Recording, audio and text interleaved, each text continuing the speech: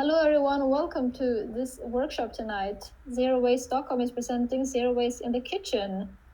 My name is Linnea, and I'm the workshop leader of a workshop group here in Zero Waste Stockholm Association.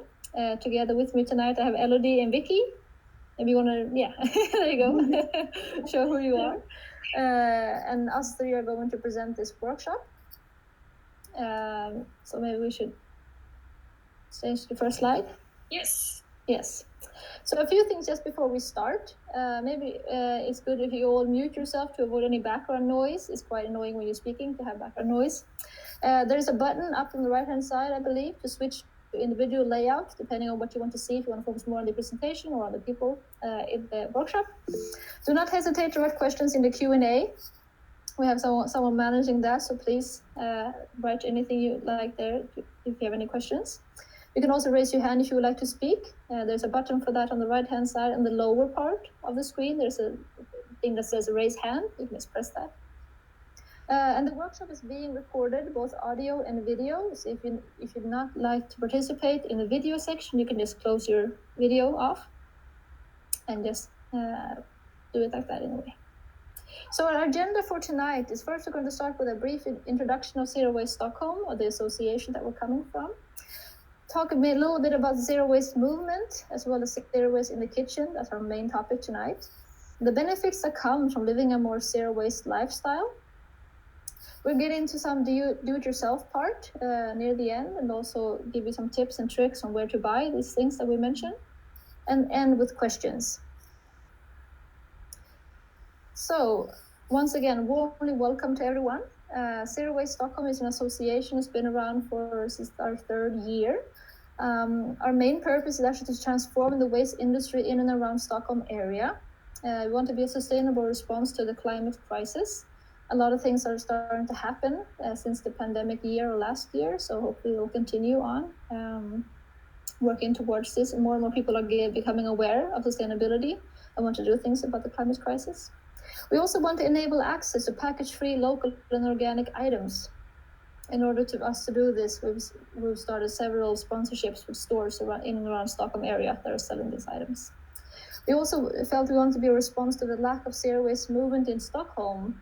I don't know which part of the world you're all coming from tonight, but if you're anywhere in the lower part of Europe, maybe you're more familiar with zero waste than people are here in Stockholm. People might have heard about it a bit more. Our actions are mainly focused on being a place for zero waste community to grow this community in the Stockholm region. We're doing this by collaborating with other like-minded organizations. If you're in Sweden, you might have heard of Medveten Konsumtion and Naturskyddsföreningen and REFO and other associations like that. We want to encourage sustainable behavioral changes in waste reduction, and we do this in several ways. Hosting workshops and meetups is one way. We also do presentations of different topics. Lastly, we want to increase awareness on the importance of waste reduction in the Stockholm region. Hopefully, we will continue to create zero waste hubs in and around Sweden, but for now, we'll just focus on the Stockholm area. If you like what you're hearing and you want to get more involved, please do so. There are several ways for you to become involved. Either you can become a volunteer. We'll talk a little bit about more of this near the end, or you can become a member.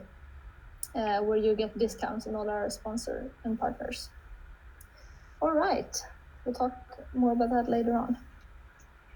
Great, so the Zero Waste movement, you have probably heard about it, but quickly, it was started in 2009 by Bea Johnson, and she became famous thanks to the little jar where she collected all her waste in 1 year. And zero waste is just a name actually, because it's impossible to have zero waste. So it's more about minimal waste, and the main idea of this movement is to have a more sustainable lifestyle by rethinking the way we consume first, in order to reduce our waste and preserve the resources that we have, because they are limited. Yes. And to do so and help people remember how they can act to make more sustainable choices in their daily life and reduce their waste, she kind of created this pyramid that she calls it the 5 R's. So it's first of all, refuse. It could make a big impact. That's why it's on the top of the pyramid. On her pyramid, actually, because we have a sixth R, rethink. We added it because we think it's a very important thing, because it's the first step, right? When we start rethinking the way we do things. So yeah, for us, rethink first, and then reduce our consumption in general, reuse what we already have, recycle. Recycling. It's still good to do it if there is no other choice, but it's not the main solution. And finally, road.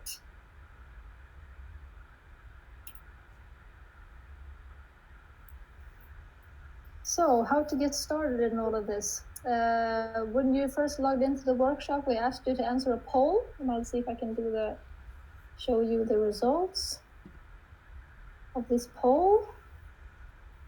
Can you see the results? Yeah, good. So the question was, what do you think is your main source of waste production in the kitchen? And so far we have a majority of people voting for plastic packaging, which I know is very tricky because plastic isn't everything, especially maybe when it comes to food packaging. And then followed by paper packaging and food waste. And we're going to mention all of these in our upcoming slides here. So why go zero waste in the kitchen, or why try to follow a zero waste lifestyle in the kitchen? Well, there are many reasons to do this. One of them is to limit your unnecessary waste. We'll talk we'll talk about these 4 topics a bit more.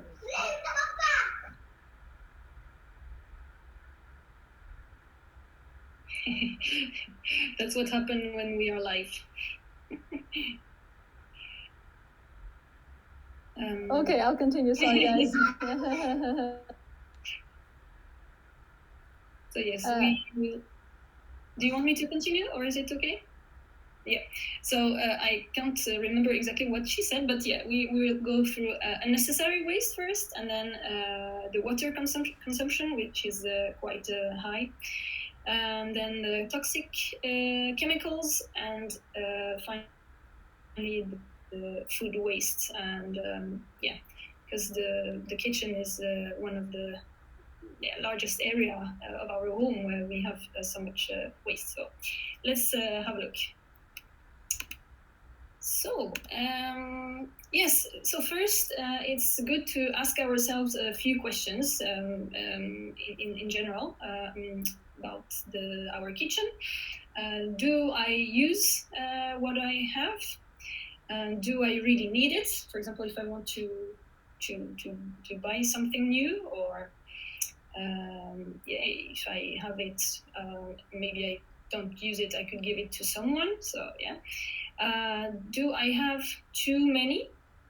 Again, maybe I could give something to someone, or I would need to buy a new thing.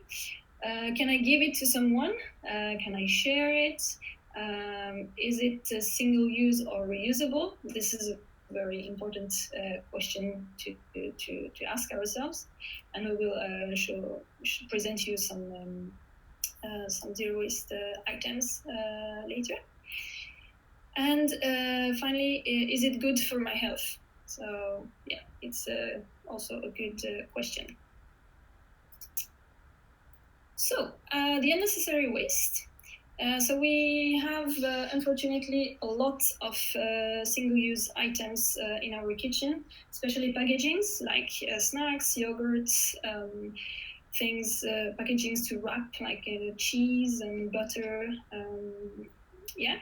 And many of them are not recyclable because sometimes there are different types of plastics. So it's not possible, and some material are not recyclable, like styrofoam and yeah. And also, we say sometimes that it's a biodegradable option, but it's not always actually. And the big problem with that it has to be handled in industrialized settings. So we cannot compose them with our organic waste, for example. So yeah, on this, sorry, I forgot to show you the slide. Sorry, I do two things at the same time. So yeah, on this slide you can see the plastic waste in Stockholm. It's something that was made in 2017. So we see like in which fields they have so much needed. So here are some tips to avoid this waste and single-use packaging. So first of all, it's just finish what you already have bought, and then reuse what you have. Even though it's plastic, it's fine. I mean, it has already been produced, so yeah, let's use it. And also, for example, you can reuse the containers that you have, like no matter which material it is, and different sorts of packaging. Like for example, I use the yogurts, the single-use plastic for making to grow the little seeds, for example, or if I got some bread one day, I forgot to bring my reusable bag, I can keep it for my next purchase. So yeah, reuse things that we already have. And also, get zero waste items because they allow us to reduce waste.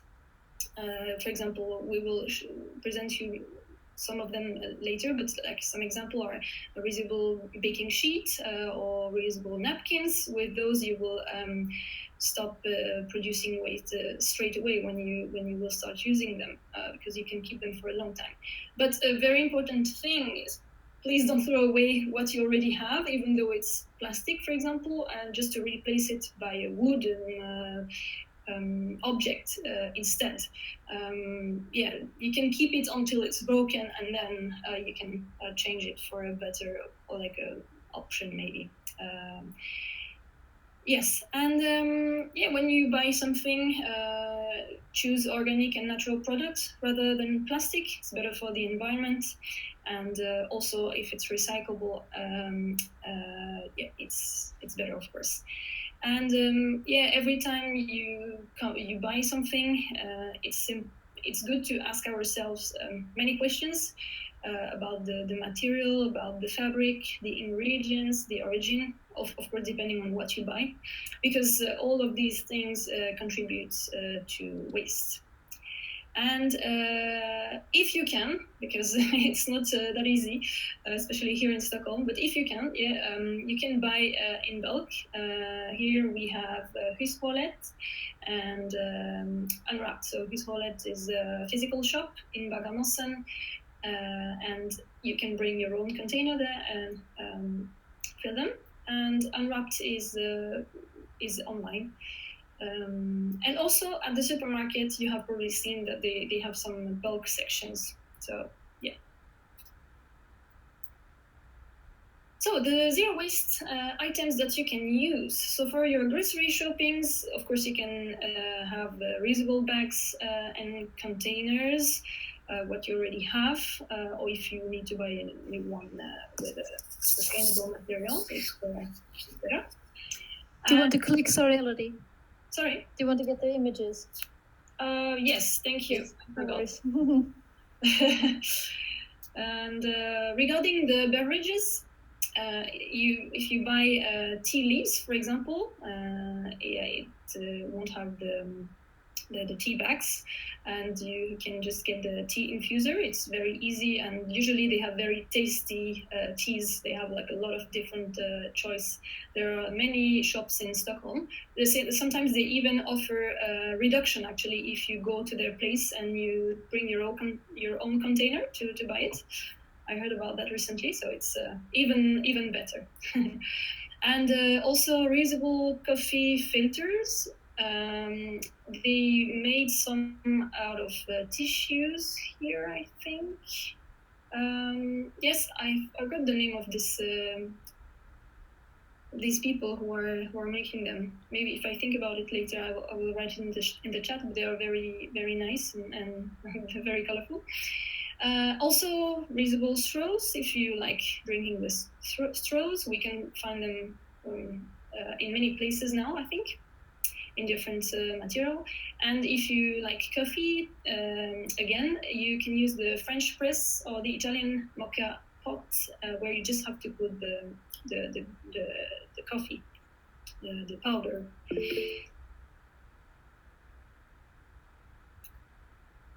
And regarding cooking, you can get the silicone or reusable baking sheets to put in the oven. You can find them in Clas Ohlson, for example, and also in this shop called Normal. I've seen them there. And reusable utensils, of course, and metal skewers, as you can see on the picture. Regarding the food storage, I don't know if you have heard about beeswax wrap. It's very nice. I really like it. It's a fabric covered with beeswax, and when you warm it with your hands, you can make the shape you want and cover something, for example, like cover a bowl or wrap something in it. And it's very easy to clean as well with cold water. We will show you later how to make one by yourself. It's actually quite easy and cool to do. Okay, so then reusable containers, bags, yeah, and cloth bowl covers. And kitchen textiles, yeah, you can buy some reusable napkins. Yeah, just it's very easy to wash them, and towels and racks. Water consumption, it's also quite high in our home, in our bathroom, but also in the kitchen. So this is the amount of liters of water used in Sweden for 24 hours. And as you can see, it's more or less 15 liters for the washing up, 15 liters for the cleaning, and 10 liters for cooking and drinking. So yes, this is something we could think about, because fresh water, yeah, it's only 3% of all the water we have on this planet. And yeah, so it's good to think about it. And yeah, another problem is that maybe in developed countries we take it for granted. Like, it's very easy for us to open the tap and then we get water. We can have it. It's drinkable. It's cold. It's warm as we want. But yeah, in some places they don't even have water to drink. So. And also, yeah, our water yeah, gets more and more chemicals as well. We'll talk about that later, but yeah, so it's good to think about that too. And actually, when we buy something, it has also an impact on the water, because yeah, this slide is not to blame you to buy if you buy avocados or almonds or coffee. It's just to make you think about all the water that is used when it's produced. So it's just good to be mindful when we purchase some products, because yeah, it's a lot of water. So maybe we can, for example, I love avocados, but since I know that, I try to buy them less often. So yes.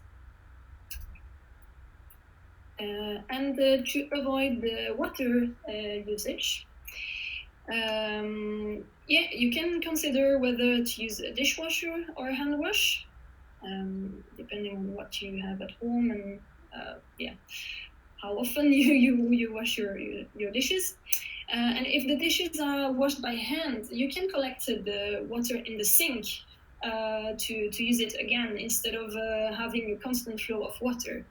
And it's actually, I think it works better to wash that way. And you can also collect the water for other uses, to water the flower, for example. And yeah, of course, close the tap when the water is not needed. I guess this is something we have been heard. How do we say that?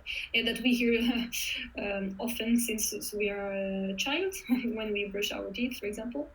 And yeah, being mindful of the products we purchase. The objects we can use to reduce the water consumption is the low flow faucet that you can see on the picture. Yeah, so it's something that you can put on the tap, and then there's less water coming out.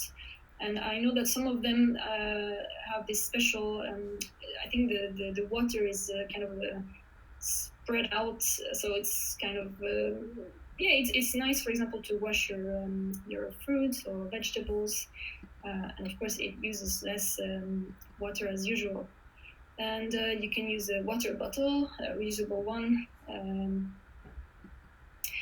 and yeah, reuse your beverage cup later in the day, for example, and cook foods together to reduce the water and the energy.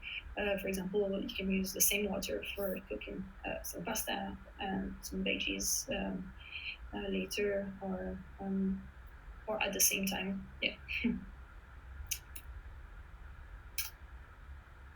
Good. I think it's your turn, Linnea. Sorry, I didn't have my microphone on. So let's get into toxic chemicals. The first thing is to say that about chemicals in general, the kitchen is full of them. Like in the regular salt, we have different substances or chemicals. And now we're just talking about the toxic chemicals, not as much as the compound that makes up food material. So the first thing to be mindful of when it comes to toxic chemicals is the health risks. We all heard about this, and a lot of the previous chemicals that were allowed have now been banned due to health risks. And as people get more knowledge and do more studies, they remove them from the possibility of them being used. Hazardous chemicals from plastic packaging, for instance, can actually migrate into the food and the beverage, and then we ingest the food and the beverage, and then it comes into our bodies. There actually has been studies that show that in our feces there's a lot of microplastics. So it actually goes into our body with the food that we're eating and the beverages, and then it actually leaves our body as well. We don't know so much about this yet. A lot of studies are being conducted, so we don't really know the impacts on human health. So it's best to avoid plastic packaging whenever you can around food and beverage. Another issue is environmental risks. That is happening when you produce this, and also when you let these things out into the air and into the waterways. You can find toxic chemicals mainly in cleaning products, and there's a lot of them, specifically for different areas of the home. People want to buy one for the bathroom, one for the kitchen, one for the living room, one for the floor, and one, before you know it, you have 10 or 15 different kinds of toxic chemicals that you use in your house. Plastic containers, as I mentioned, is one of the most common one. We saw that in the poll in the beginning of the workshop, that plastic wrapping or plastic packaging is the most common waste production in the people in the workshop who put it on the poll at least. Containers for food storage. It can be single-use, it can be multi-use, it doesn't really matter. Chemicals are to be found in all plastic containers. A lot of them are common, especially to use as lunch boxes, that people bring the food from home to work. And then they also put this in a microwave, and when this plastic is heated, a lot more chemicals are being released. So that's why it's definitely an advice to always put your food on a plate before you heat it up, instead of using the plastic container that you put it in and heat that one up. Sorry, just one thing. I didn't see that some people asked questions in the chat when I was presenting, because I have two computers in front of me. But maybe we can just answer to them now. Go ahead. There was, thank you for, I see that someone wrote, it's Refo, where they sell this reusable coffee filters. Yes, thanks. And there's the link in the chat as well. And isn't baking paper better than a silicone alternative? Yeah, that's a good question, actually. I don't know, to be honest. I guess it depends. Like, if you reuse the paper one a couple of times, I haven't checked. I don't know. Does anyone know? I think I'm with you. Like, if you only use a baking paper once, it's still it's like a single-use item, so it's not because you have to keep buying it. Whereas on a silicone one, you can just wash that and reuse it for a long time. Yes, I would also say the factor of using it only once, and the silicone which is used in the baking mats, it's approved to be used by heated, so it's for food. It's food approved, let's say. Yeah. So silicone is not plastic that you think it will go into your food or something. So I would always go for a silicone one that you can use. I have mine, I think, for 2 years already. So I think that's always a good option to go. And it's also easier to clean. I mean, you just wipe it. They have a kind of shiny surface. Mm-hmm. You can even put it in the dishwasher, I think. I just wipe it usually. Yes. Yeah. And another question was, why do we continue to flush our toilets with drinking water? Yeah, that's yeah. Yes, I've been. I don't know what to say. I was talking to my friend who works in water waste and water wastage, and she said it's really difficult in order for the process to differentiate the water in the tap and the water in the toilet. Apparently, for somehow they have to redo all the pipes and everything. But I agree with you. I think it's really stupid. There should be some kind of reuse system for the toilet. Mm-hmm. I know there is something we can put inside the toilets where when you flush it, it's not as much water as it's supposed to go through the I'm not sure if I'm clear, but I don't know how to explain that. Yeah. And also, I guess it depends on like where if you live by yourself, if you live with a family. I heard a good saying, like if you want to reduce the amount of flushing, like the amount of times that you actually flush during a day, you can maybe like be more mindful about it. So like if you go to the bathroom, like if it's yellow, let it mellow, but if it's brown, flush it down. So maybe like if you wouldn't mind sharing with your family members or something, you can reduce the amount of times you flush. So yeah. I think also if you have the possibility, for example, if you have your own house or something, you can collect rainwater and stuff like this and reuse it. Some people have like outdoor toilets where they use the rainwater. So, but for this, of course, you need a house, you need a storage. Yeah. And I think last question, do we have examples of this? Which types of plastics? Sorry, I'm not sure. I can't remember what we were talking about when you wrote the question. You were talking about the plastic that leaks into the food. Okay. Which type of plastic you mean? I'm still looking into that. I'm trying to find more studies of what's being made. But I'm thinking like, on top of my head, like the more fragile plastic, the more it will leak, if you know what I mean. Like if it's not as sturdy as other products, like because there are plastic containers who are quite sturdy and strong, I'm thinking they'll probably leak less than you have like items such as cling wrap and things that are very thin. That's on top of my head, thinking that. But we're looking into it, definitely. And another one that I see now, are microwave safe plastic boxes also harmful to use? I think it's not so. I think it depends which plastic boxes. The ones that are very thin that you can get, for example, from a takeaway or something like that, I think it's not a good idea to put them in the microwave. I would actually like don't put any plastic in the microwave. I would say. Like even if you have other, like if you have the possibility, switch to lunch boxes or lunch or like food containers that are made from glass, or only have the plastic lid. That way you can just remove the lid and you put the glassware in the microwave. That's much better because you don't know at what degrees and how long you put the food in and like exactly when that'll happen. Also, what happens with plastic lunchbox, after a while they scratch. And when they scratch, like they crack open, and if there's like also like something, you can get bacteria in there, and it can become hazardous and stuff after a while. It's better with glass, but that'll just stay neat, even though you've done it for several years, dishing it and using it. Yeah, I mean, if you store things in plastic containers, then you can just put the food in a plate and then put the plate in the microwave if you want to use it. I guess it's better. Yeah. Yes, I would also go the same as Linnea and Elodie, because when you see that when you eat out of your plastic box, I mean, you are scratching the surface, you get the cracks, and all this material that you scrap is actually inside your food. So that's why you should also not eat out of your plastic box. I mean, of course, from time to time we have to buy takeaway, but just put it on a plate if you want to be on the safe side. Yeah. And also, if you want to reuse those plastic containers, I'm happy to do so, but please use them for other purposes. Like if you have children, you can put beads, or you can put like pearls or toys in there, or you can use them for shoe shine, or I don't know what you want to store in them, but don't use them for food. Yeah. Any more questions, or should I go on to the next slide? Yeah. Okay.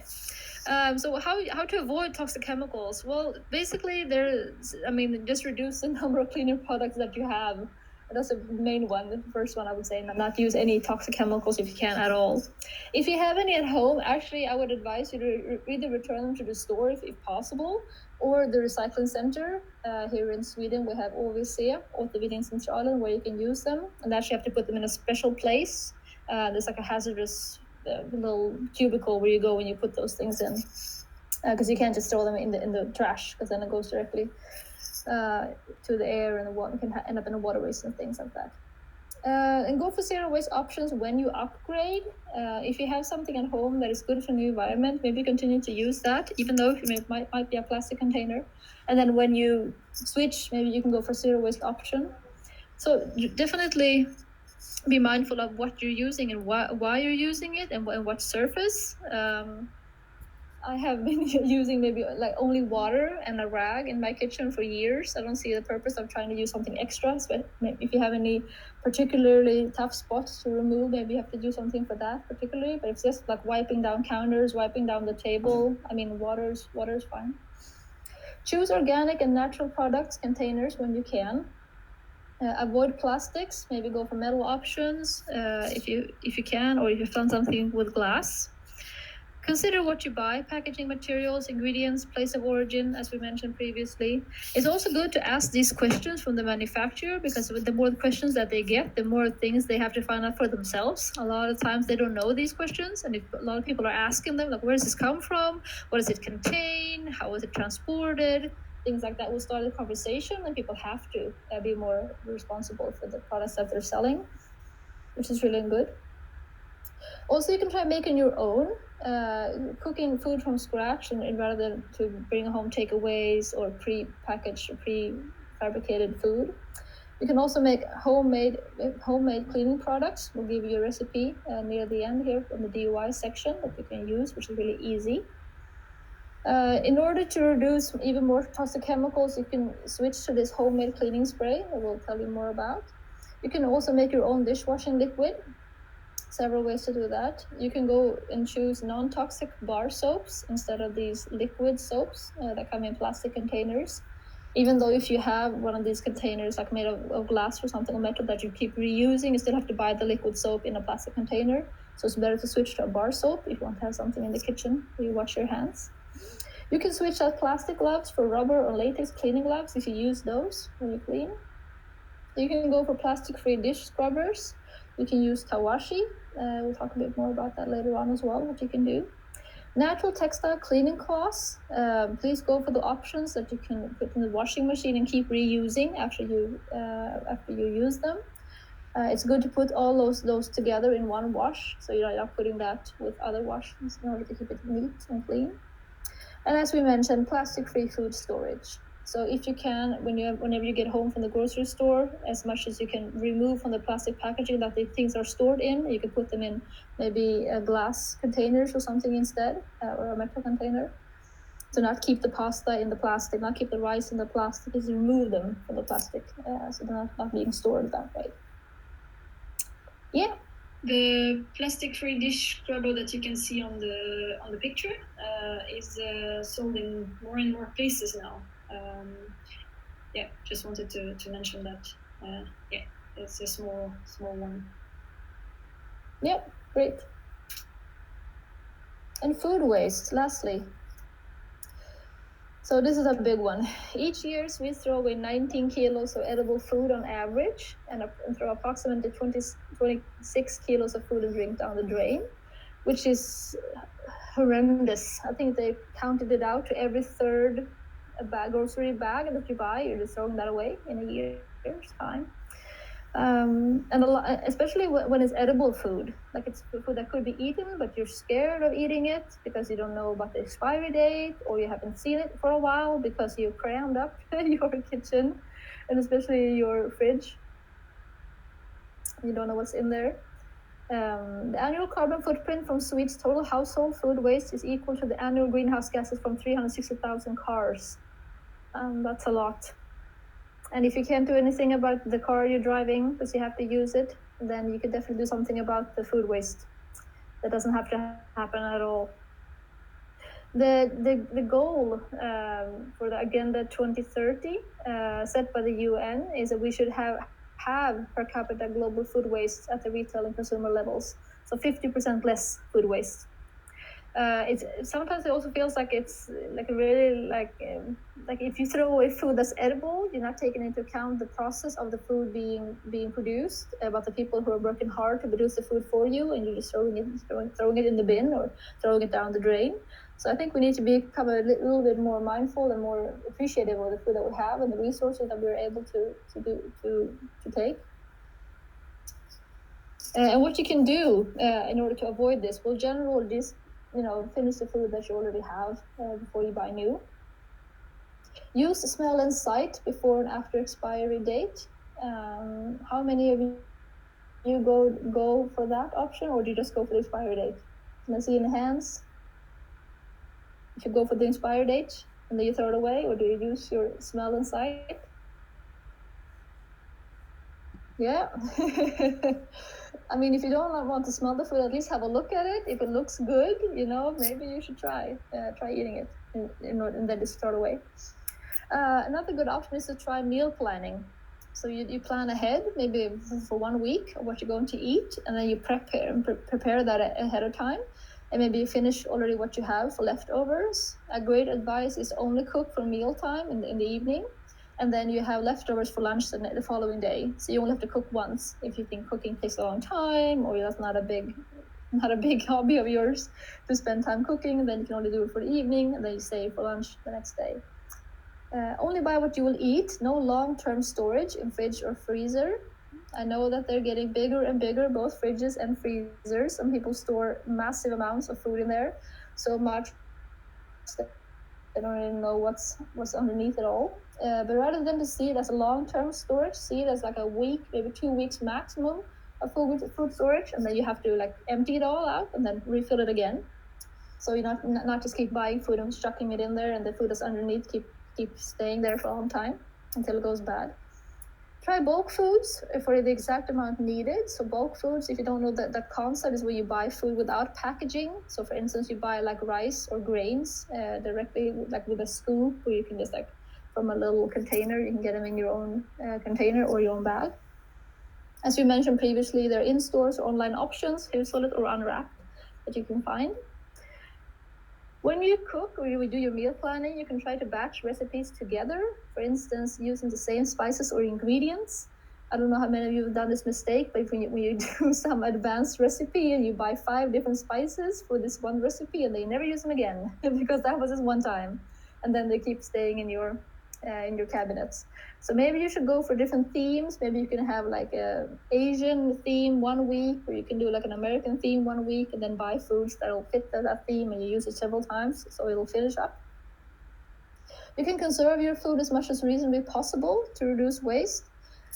Try to buy things that are in season and that you can conserve it.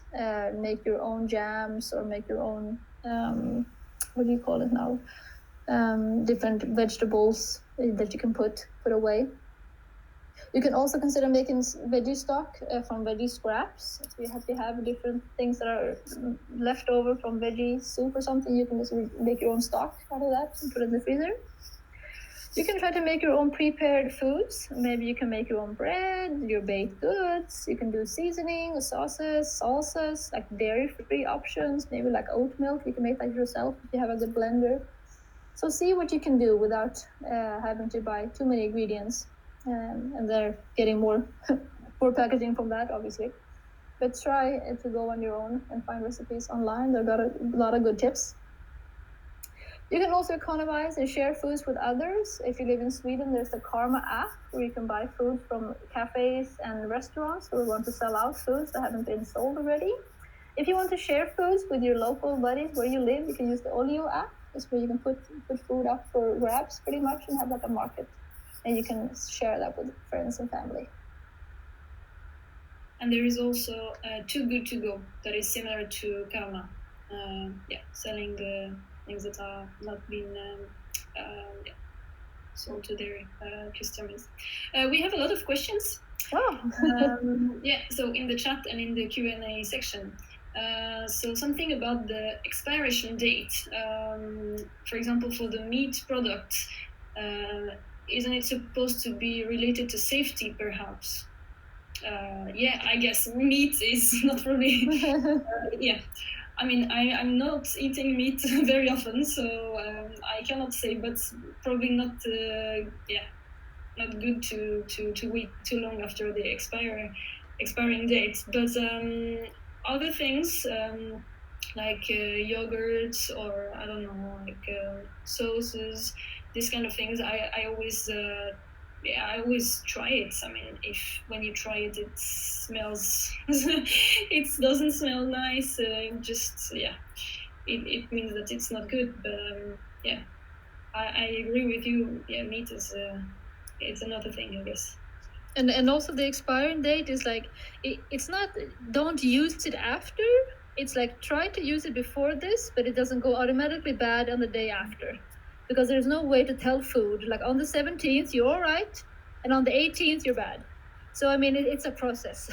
That's why I'm saying is unless you bought something particular, like you said, with meat or products that says you have to use it before this date, then go ahead. But if it doesn't, it's just a recommendation. And usually some things can last a lot longer. For eggs, for instance, they can last up to a month after if they're kept in the right place. So it all depends. Yeah. I don't know if you heard about this crazy story, this French guy who crossed the Atlantic Ocean with his own kind of boat, and he only took food that was after the expiring date, and he survived. I mean, things like pasta, like dry products, there are not many risks. So. Yes, someone is asking why there aren't so many options to buy in bulk here in Stockholm. Yes. We're all asking ourselves. It could have to do with habit. We don't have a big habit of buying things loosely here in Sweden. We don't have a lot of markets. We have a climate that is hard for us to grow things, and we also don't do a lot of open food, like we can buy things in local markets and stores and stuff, which is really sad. It's coming more and more, but it's a very slow process. It has to go through a lot of authorities, Livsmedelslagen, there's a lot of different laws and things like that telling you what you can and can't do. So people are sometimes feeling that's a big obstacle. But hopefully we'll be here to change that. Yes. We hope.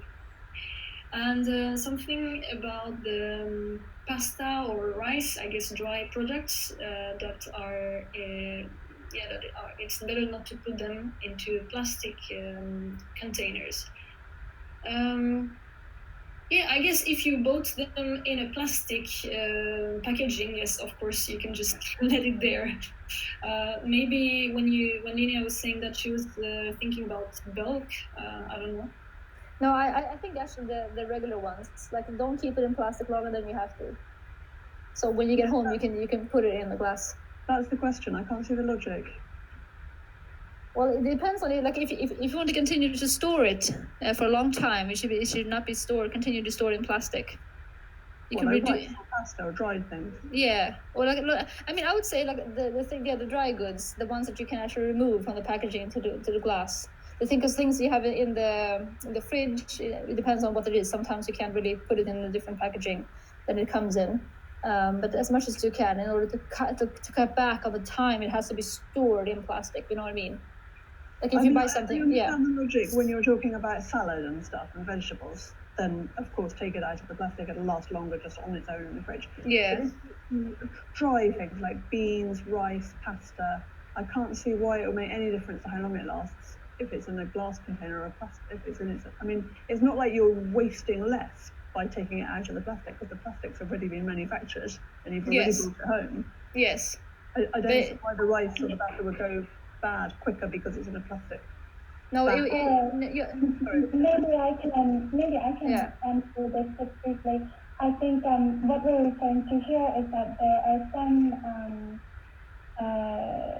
chemicals that can migrate from plastic to food, and they're still doing lots of research on this. It's known as food contact articles, or FCA, and sometimes packaging or plastic containers can cause chemicals to migrate to the food. So we bring that up just as a consideration, and then we're continuing to follow the current research on the topic. Okay, thank you. I thought that only happened when it was hot food, but yeah, maybe. No, sorry. Thank you, sorry. Yeah, there's a question. Thank you, Claudia, so much. Thank you. Another question regarding the organic waste, because we can't always compost it here in Sweden, but we are going to talk about it now, actually. Yes, that was a good time for the question. Thank you. So what do you do with food waste? Because you can't reduce everything down to zero. So when you have things, at least if you live here in Sweden, there are several options that you can use. Organic waste through municipality collection is matavfall. It's a brown bag you see there in the picture. That's something that you can have depending on where you live. If you live in an apartment building, you can ask your landlord to help you and set that up. I think it's actually free from the municipality, and all they do is they collect it once or twice a week. You set up a special station for it outside the house where you put those brown bags in. I think anything can go in there except for meat products, I believe. Where you can put your food scraps, you can put your peelings from potato or from carrot or onion, whatever you might use. There's also the bokashi option, the one that is on the left-hand side, the green bin. That you can also use if you live in an apartment building, although that requires you to have somewhere an open area where you can actually empty that out. So you can't do it in the backyard where you live. If you live in the city, you don't own the land. You have to have your own garden to use that properly. But what you do then is you put a newspaper in the bottom, you put food scraps, and you put some of those microbes, some microbes powder in there, and then you let that stand for 2 weeks when it's full. And then you have perfect things that you put in your garden to help you grow vegetables or flowers. Vermicomposting, for those of you who are not afraid of worms, you can use that option.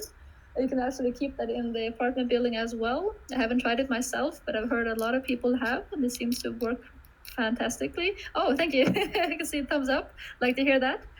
If you live in a house or you have access to garden, a regular garden compost works just as fine as well, as long as you have that contained in order to prevent rats and things from coming. That should work as well. Maybe I would just like to add for the matavfall, there's actually a new legislation, a new law. So by 2023, all the households in Sweden needs to have a matavfall. So it's good if you want to convince your landlord or whatever, because anyway, they have to install it in 2 years. And it's always good to just send them an email and ask if they realize that people are asking for it, they will do it. For example, in my house, it was not there, and you just ask, and they can see by the amount of people you ask, they will install one. And latest in 2 years, they have to anyway. So you can push on a new law.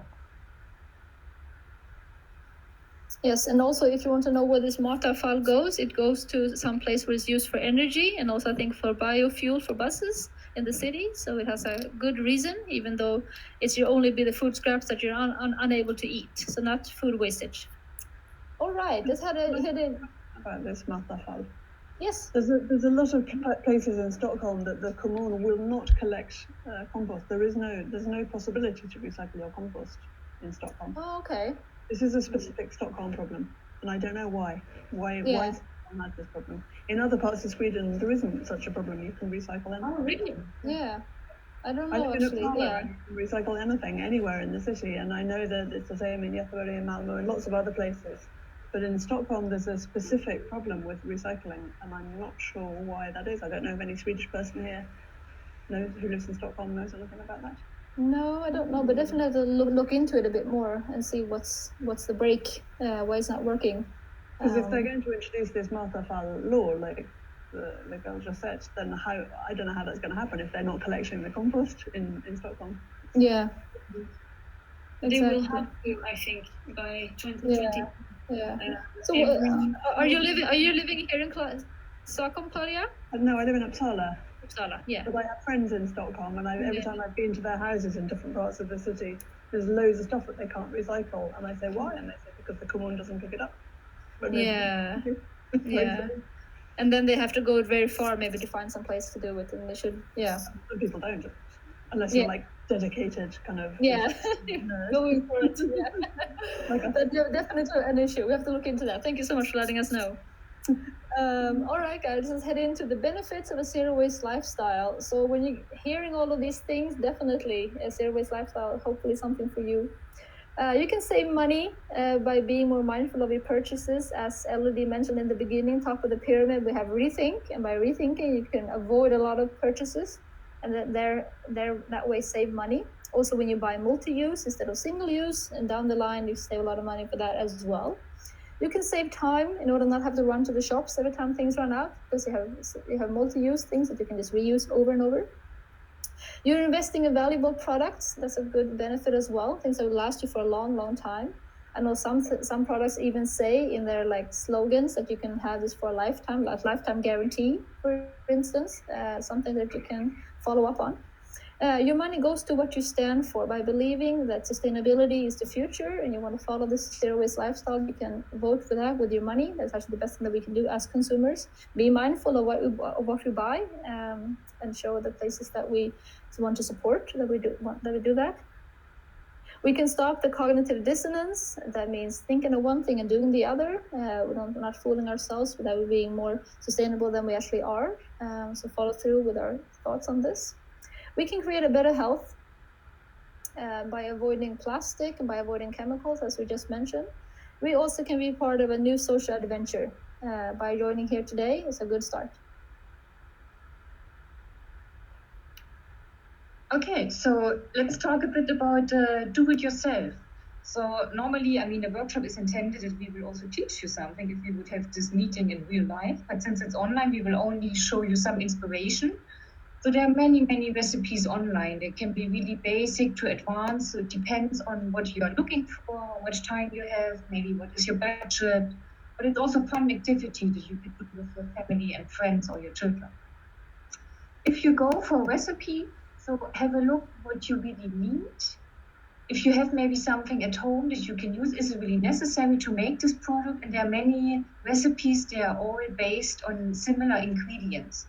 So it's worth to invest in an ecological coconut oil or bicarbonate or whatever, in a good version, and then you can use this for many recipes. So you don't have to buy many different fancy items.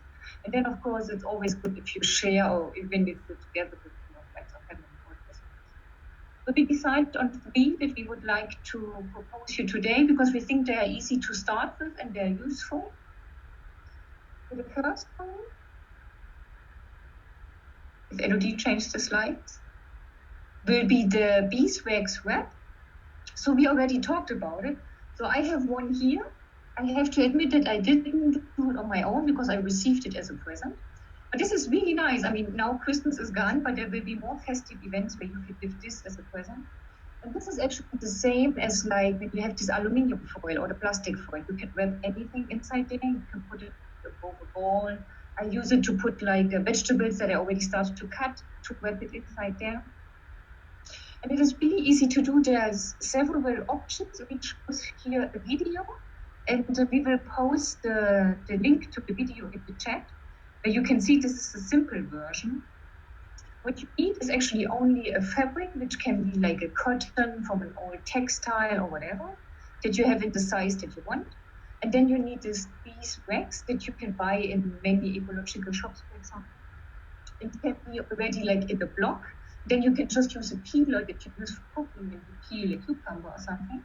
So you get like really thin layers, or you can already buy it in a kind of pastel shape. And then you just actually melt the beeswax, you put the fabric on top, and you let it become hard. So in a normal temperature, this is a kind of hard, and you can warm it up in between your hands, so it will get more flexible, and then you can cover it above many things that you want to store. And then you can clean it and use it again and again for many, many times. And there's also vegan options if you don't want to use beeswax.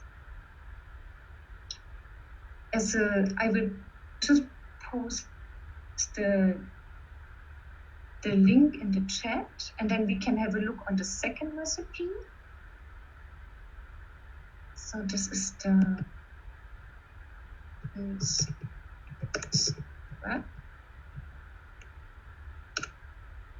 okay, there's a link. So as a second one, this is a tawashi that you can use instead of a fabric to clean your dishes.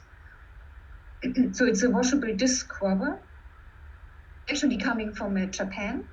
And therefore you can use, for example, old socks or the sleeves of t-shirts or shirts or any cotton that you have left over. There are also many different ways, and we found this easily explained video. So actually you only need like a square container where you can put then some cloth pins.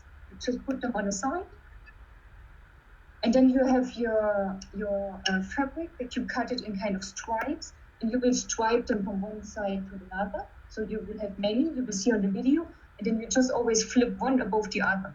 And at the end, you will have it, depending on the size of the cotton that you are using, of the fabric, you can have them in different sizes.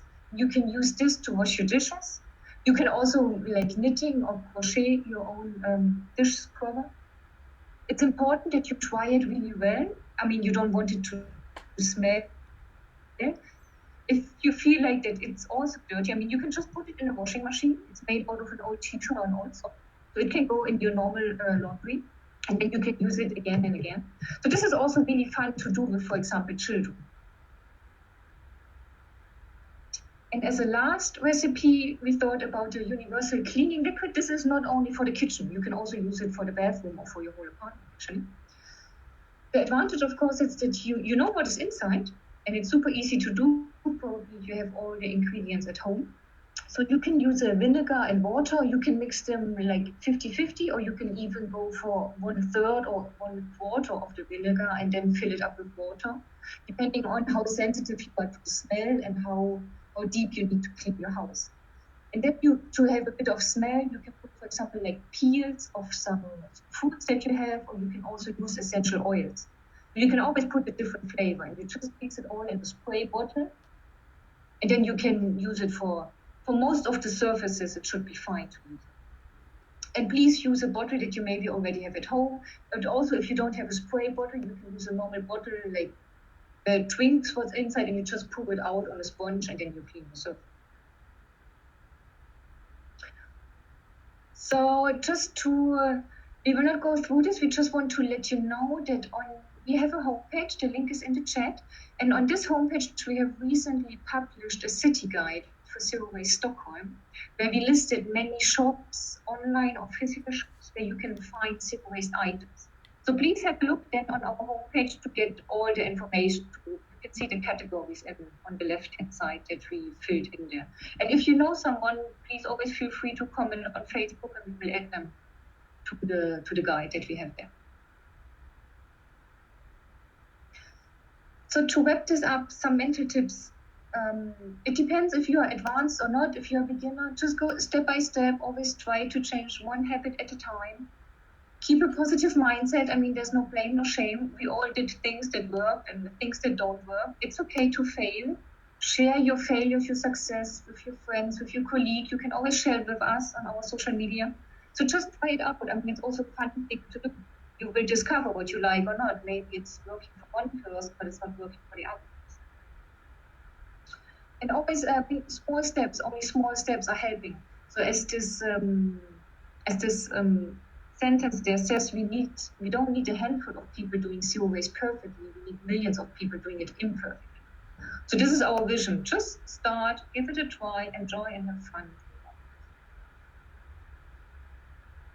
And in the last, we already talked shortly about it. I would just like to emphasize, so we are a non-profit organization. We are only run by volunteers. And we are open that anyone can join our association. You can become an active or a passive member, and you don't need to have any prerequisites. So anyone who's interested in the topic of zero waste can join the association. We have different working groups, for example, the workshop, where we are now.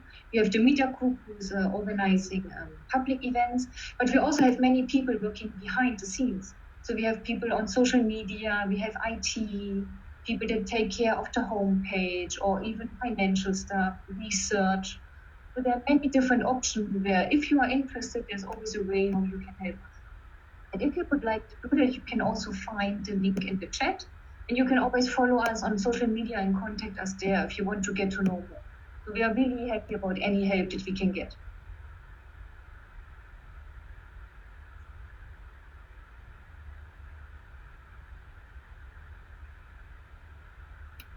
Linnea, are you here? Sorry, I was on mute. Thank you everyone for joining us this evening for this workshop. So nice to see you all. I just thought I mentioned there, since you mentioned that you're in Uppsala there, Claudia, we have a sister association in the Zero Waste Uppsala, for those of you who live in the area, if you want to know more about that. I'm a member. Okay, perfect. Great to hear. And so far, as long as we know, that's the only one else in Sweden. But if you're located anywhere else in Sweden and you're happy to get started on your own Zero Waste Association, please let us know. We're happy to help out. If you want to support us, we're really helpful for that. You can see the Swish account there below. If you want to stay in contact with us, please follow us on social media. You can send us an email or tag us in posts on your own Zero Waste journey. Really nice to hear how you're going with everything.